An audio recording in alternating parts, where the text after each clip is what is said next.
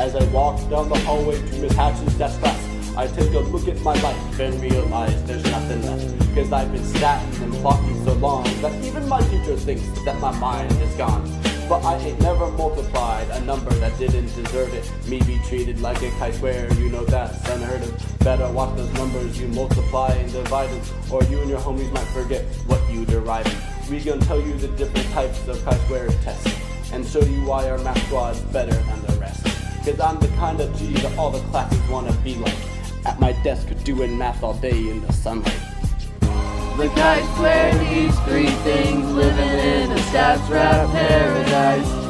Sampling methods must be SRS, living in a stats rap paradise. You need a population at least 10 times the respective sample size. Variable must be categorical, living in a stats rap paradise.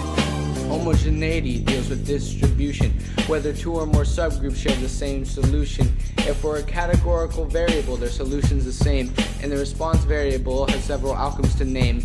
And if there's two or more groups that we comparing, then it's a homogeneity test that we be sharing.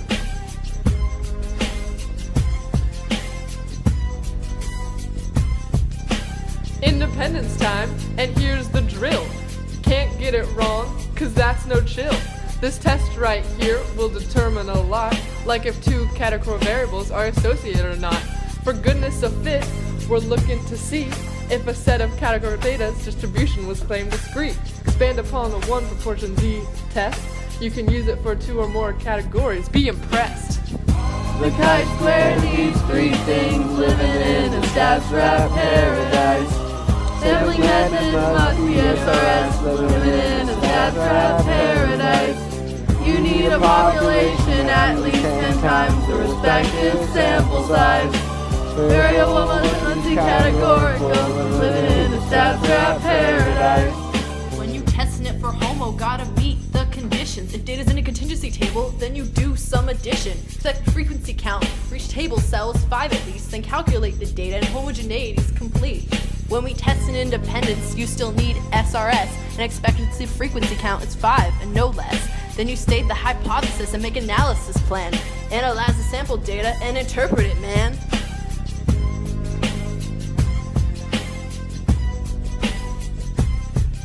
Doing goodness to fit, conditions still gotta be met. The expected value of sample observations still haven't been set. In each level of the variable, it must be at least 5. Then run that test.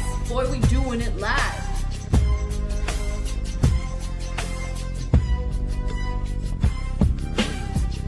The chi-square needs three things, living in a stats rap paradise. Sampling methods must be SRS, living in a stats rap paradise. You need a population at least 10 times the respective sample size. Variable must be categorical, living in a stats rap paradise.